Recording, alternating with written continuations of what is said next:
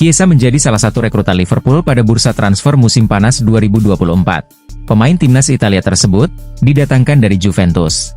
Namun hingga kini, Chiesa masih kesulitan untuk mendapatkan tempat di tim utama Liverpool. Masalah kebugaran disebut-sebut menjadi faktor yang menghambat karir Chiesa di Liverpool.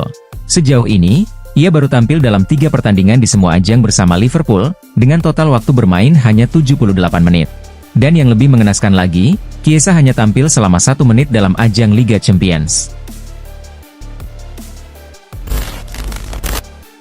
Seperti diketahui, Mads Hilgers merupakan salah satu tambahan baru di lini pertahanan timnas Indonesia. Bek FC20 tersebut telah dinaturalisasi oleh PSSI pada bulan Oktober lalu. Sayangnya, Hilgers dipastikan absen di pertandingan melawan Jepang, karena baru saja mengalami cedera, sehingga FC20 tidak mengizinkannya memperkuat timnas Indonesia. Menurut Jordi Amat, absennya Hilgers menjadi kerugian bagi tim, karena bek tersebut memiliki kualitas di atas rata-rata. Namun, Amat tetap optimis bahwa timnas Indonesia memiliki banyak bek berkualitas, sehingga pasti ada yang bisa menggantikan peran Hilgers di laga melawan Jepang nanti. Ansu Fati hanya sekali menjadi starter untuk Barcelona di semua kompetisi musim ini, dan kini ia harus absen selama sekitar 1 bulan, karena cedera hamstring di kaki kanannya. Menurut pengumuman dari situs resmi Barcelona, pemain berusia 22 tahun ini diperkirakan akan menepi selama kurang lebih 4 pekan. Sebelumnya, Fati sudah melewatkan 5 laga awal musim ini, akibat cedera pada kakinya. Dan terus diganggu oleh berbagai masalah cedera, sejak mengalami robek meniskus pada November 2020. Secara total, pemain asal Spanyol ini telah absen lebih dari 300 hari dari lapangan. Ruben Amorim kini resmi menjabat sebagai manajer baru Manchester United, menggantikan Erik ten Hag sebagai pelatih setan merah.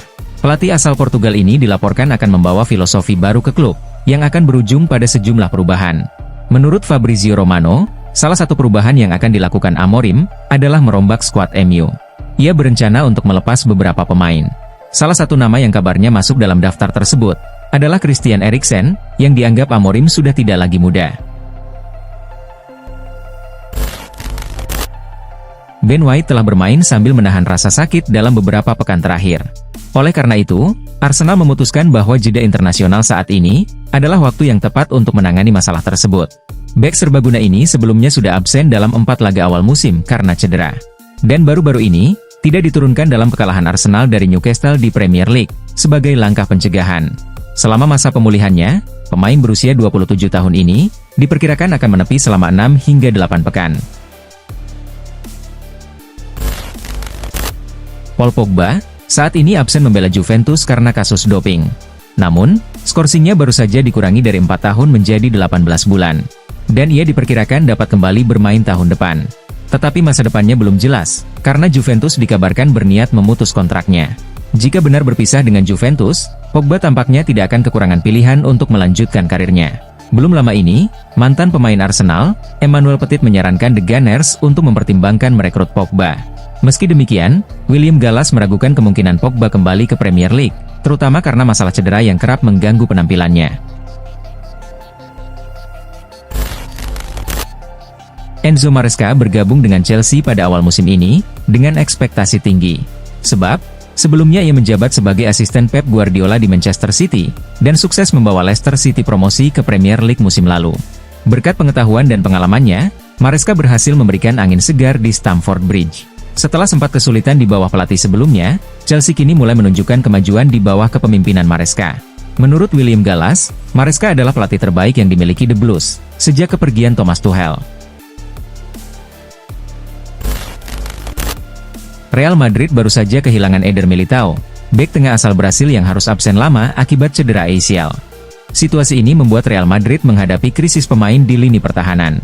Sebelum Militao, David Alaba dan Dani Carvajal juga sudah lebih dulu mengalami cedera. Berdasarkan laporan dari Marca, Madrid berencana merekrut pemain baru untuk memperkuat pertahanan mereka, dengan Aymeric Laporte dikabarkan masuk dalam daftar incaran.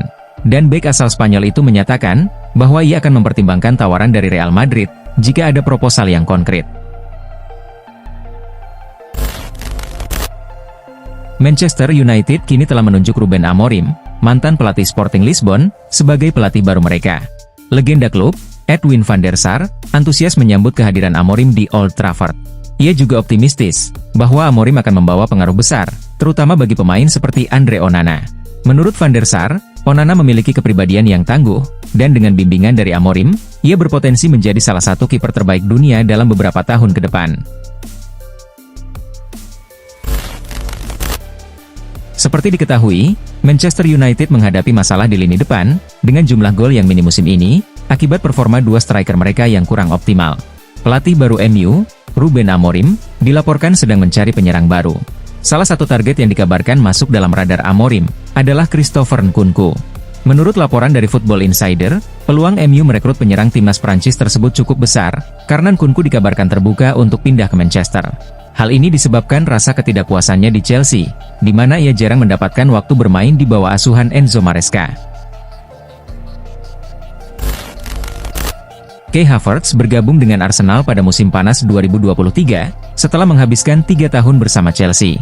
Pemain asal Jerman tersebut diboyong ke Emirates Stadium, dengan nilai transfer sekitar 75 juta euro, menjadikannya salah satu transfer termahal dalam sejarah Arsenal. Namun, sejak kepindahannya dari Chelsea, Havertz dinilai belum menunjukkan peningkatan signifikan. Mungkin statistik mengatakan demikian, tapi saya tidak melihat perubahan besar pada dirinya, ujar asisten Frank Lampard, Joe Morris. Marc-Andre ter Stegen, kini menjadi salah satu pilar utama Barcelona. Kiper asal Jerman tersebut telah tampil lebih dari 400 kali untuk klub Katalan tersebut.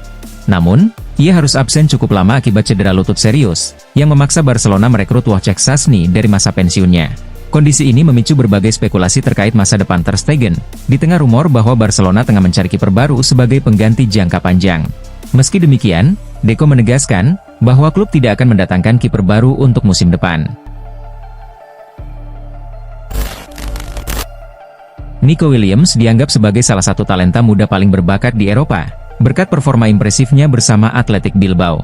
Kemampuannya menarik perhatian banyak klub besar, termasuk Barcelona, yang memasukkan namanya dalam daftar incaran untuk memperkuat lini depan. Deco mengonfirmasi ketertarikan Barcelona pada Williams, namun sang pemain memilih untuk tetap bertahan di klubnya.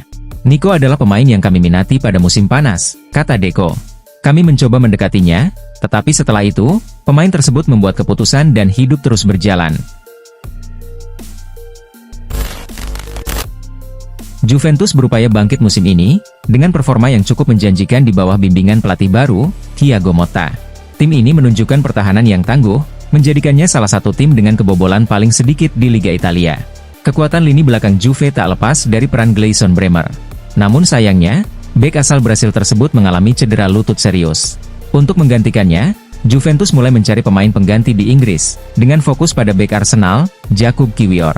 Kabar terbaru menyebutkan, bahwa Arsenal siap untuk melepas Kiwior, dan memberikan angin segar bagi Juventus. Manchester City sedang mengalami masa sulit, dengan 4 kekalahan beruntun di 4 kompetisi berbeda. Meski demikian, Pep Guardiola tetap tenang, dan berulang kali menegaskan, bahwa kekalahan adalah bagian wajar dari sepak bola. Namun dalam kasus City, ini tergolong anomali, mengingat mereka telah mendominasi Liga Inggris selama bertahun-tahun. Ini adalah pertama kalinya, City mengalami rentetan kekalahan seperti ini di bawah era Guardiola.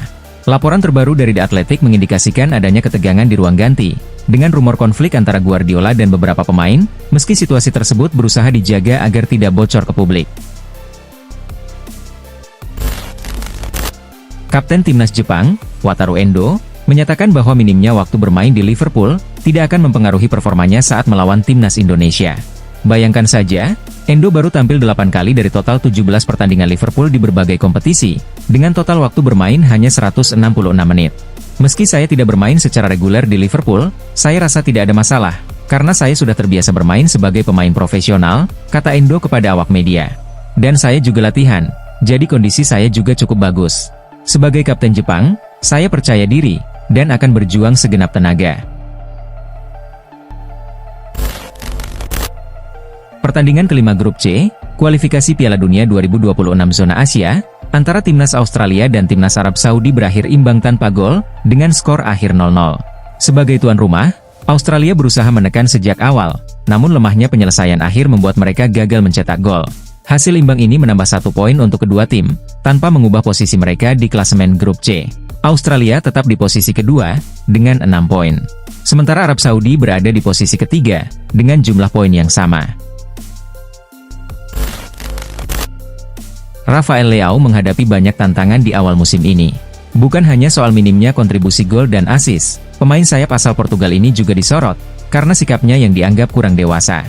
Salah satu insiden terjadi ketika ia dicadangkan, dan ia sempat marah hingga enggan bergabung dengan tim, untuk mendengarkan instruksi pelatih AC Milan, Paulo Fonseca. Legenda klub, Alessandro Costa Curta, bahkan berkomentar bahwa Leao hanya tampil baik selama 18 detik di sebuah pertandingan. Namun Rafael Leao menegaskan, bahwa dia tidak peduli dengan kritik dari orang lain. Bahkan ia mengatakan, akan lebih egois di depan gawang.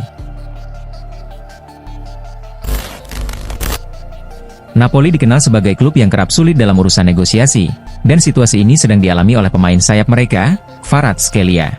Bintang asal Georgia tersebut kini tengah membahas perpanjangan kontraknya dengan Partenope, namun ia juga ingin memastikan adanya peluang untuk hengkang dari Napoli. Sementara itu, Barcelona dan PSG terus berupaya membujuk Kvaratskhelia agar tidak memperpanjang kontraknya, yang akan membuat Napoli berada dalam posisi sulit, baik di bursa transfer musim panas ini, maupun ke depannya. Karena mereka terpaksa harus menjual sang pemain, atau menghadapi risiko melepasnya dengan harga yang jauh lebih rendah. Bayern Munich diketahui harus bersaing di 3 kompetisi sekaligus pada musim ini, yakni DFB Pokal, Bundesliga, dan Liga Champions Eropa. Khusus untuk Liga Champions, para pemain harus melakoni lebih banyak pertandingan, karena adanya perubahan format di kompetisi tersebut. Menghadapi jadwal yang padat tersebut, Vincent Kompany memberikan libur seminggu kepada pemain yang tidak dipanggil untuk membela tim nasionalnya. Tidak ada sesi latihan hingga Minggu 17 November 2024, sebuah langkah yang jarang dilakukan oleh para pendahulu Kompany selama jeda internasional, menurut laporan di laman Bavarian Football. Timnas Jepang akan menghadapi Indonesia pada matchday 5 grup C, babak ketiga kualifikasi Piala Dunia 2026 zona Asia. Namun, skuad Samurai Biru tidak akan turun dengan kekuatan penuh, karena absennya Ayase Ueda, salah satu penyerang terbaik mereka. Ketiadaan Ueda dinilai bisa menjadi keuntungan bagi Timnas Indonesia. Meski demikian, Martin Paes berpendapat sebaliknya.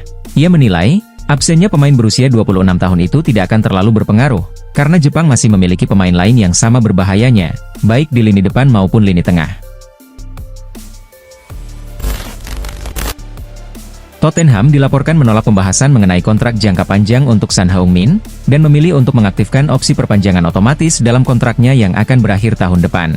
Sementara itu, Son Heung-min dikabarkan terkejut dan kecewa dengan keputusan Spurs, yang memilih memperpanjang kontraknya melalui klausul tersebut, yang habis masa berlakunya di akhir musim ini. Pasalnya, pemain asal Korea Selatan itu, sebenarnya berharap bisa mendapatkan kontrak dengan durasi lebih panjang bersama klub London Utara itu. Arsenal telah lama memantau Alexander Isak sejak ia bermain di Real Sociedad, dan ia kerap dikaitkan dengan potensi transfer ke Emirates Stadium pada musim panas lalu. Saat ini, Isak masih memiliki kontrak bersama Newcastle hingga musim panas 2028. Meskipun kontraknya masih cukup panjang, spekulasi mengenai kepindahannya terus berkembang. Karena itu, Newcastle berupaya memperpanjang kontraknya. Namun beberapa laporan menyebutkan, bahwa negosiasi terkait perpanjangan kontrak menghadapi hambatan. Meski begitu, Isak menegaskan, bahwa ia tidak pernah memiliki masalah di Newcastle, meskipun rumor mengenai kepindahannya ke Arsenal semakin santer terdengar. Bayern Munchen akhirnya memutuskan untuk melepas Alphonso Davies pada akhir musim ini, setelah sang pemain setuju untuk pindah ke Real Madrid tahun depan. Menurut laporan Marca, Davies telah mengambil keputusan terkait masa depannya, dan sepakat bergabung dengan Madrid secara gratis pada bursa transfer musim panas mendatang. Kesepakatan ini pada dasarnya sudah dikonfirmasi, dan hanya tinggal menunggu penandatanganan resmi. Kepindahan ini memang telah lama dinantikan, baik oleh sang pemain maupun oleh klub, di mana Davies telah menegaskan keinginannya untuk bergabung dengan Madrid, begitu kontraknya di Bayern berakhir. Masa depan Robert Lewandowski di Barcelona, tampaknya tidak akan berlangsung lama.